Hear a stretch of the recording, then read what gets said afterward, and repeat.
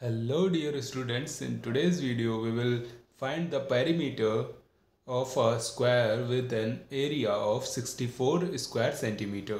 Okay तो यहाँ पर आपको पेरीमीटर निकालना है स्क्वायर का, ठीक है, जिसका हमें एरिया दे दिया गया है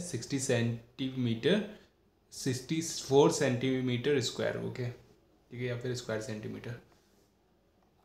ठीक है, तो स्क्वायर के बारे में बात हो रही है. सारी साइडें बराबर होती है स्क्वायर की, यही होता है ना स्क्वायर. ठीक है, मैंने एक बढ़िया सा स्क्वायर बना दिया है. बढ़िया तो नहीं, लेकिन स्क्वायर है जिसकी सारी साइडें बराबर है. मान लो ये है, मतलब ये भी ये है, ये भी ये है. ए का मतलब मान लो कि 10 सेंटीमीटर ये है, 10 ये होगी, 10 ये है, 10 ये. स्क्वायर है एक बढ़िया सा. ठीक है, तो यहाँ पे क्या है कि स्क्वायर का एरिया आपको दिया गया है 64 सेंटीमीटर. ठीक है, तो मैं area is equal to 64 centimetre square लिख लेता हूँ. ठीक है, पूछा क्या गया है पेरीमीटर. पेरीमीटर की डेफिनेशन क्या होती है? जो भी इसकी सराउंडिंग्स होती है ना, उनका टोटल सम होता है.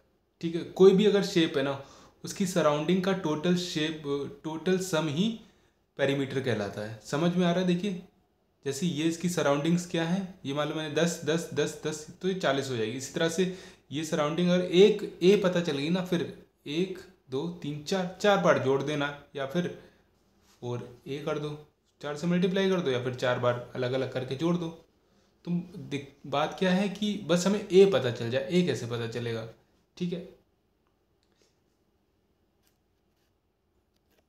तो ये हमारा area is equal to 64 centimetre square है. तो अब स्क्वायर का एरिया का फॉर्मूला क्या होता है? साइड का स्क्वायर. मतलब साइड यहाँ पे ए है, तो इसका स्क्वायर 64. अब मैं यहाँ पे बार बार 70 सेंटीमीटर स्क्वायर नहीं लिख रहा अभी. ठीक है, अब ए हाफ इधर, मतलब ए की पावर 2 है, स्क्वायर है. अब पावर को हम दूसरी तरफ भेजेंगे, क्या हो जाती है? पावर हाफ हो जाती है. ठीक है, अगर इधर 5 होती, इधर जाती तो 1/5 हो जाती, सिंपल. ठीक है, इस हाफ को क्या बोलोगे आप? स्क्वायर रूट बोलोगे. ठीक है, इसके ऊपर स्क्वायर रूट लग गया. ठीक है, अब ये किसका स्क्वायर है? 8 8 ज़ा 64, 8 का स्क्वायर है. ओके, तो यहाँ पर तो ये कैंसिल आउट होता नज़र आ रहा है, या फिर आप इसको ऐसे ही कर लो. अब जैसे 8 का स्क्वायर है ना, पावर मैं वापस से ऐसे ही लगा देता हूँ, हाफ. ठीक है, हाफ में जब पावर के ऊपर पावर लगी रहती है ना, तो वहाँ पे मल्टीप्लाई होता है.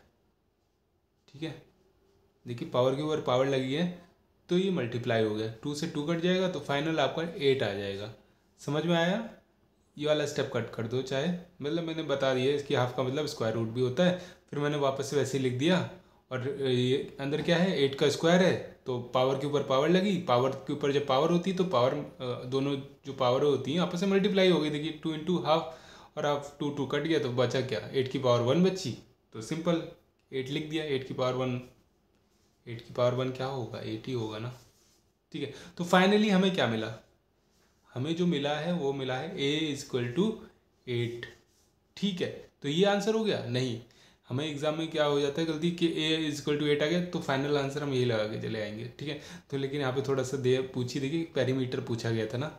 तो पेरीमीटर क्या है कि सराउंडिंग का एरिया, जो भी आपके साइड का एरिया है ना, जो भी सराउंडिंग जैसा भी शेप है, चाहे ये हो, चाहे ये हो, चाहे ये हो. ठीक है, ये जो आपकी सराउंडिंग्स है ना, ये इन्हीं का सम होता है. अब यहाँ पे स्क्वायर दिया है, तो इसका सम कर देंगे.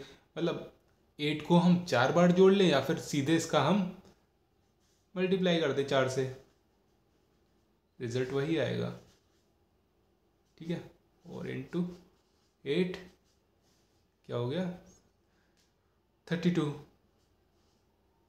ओके,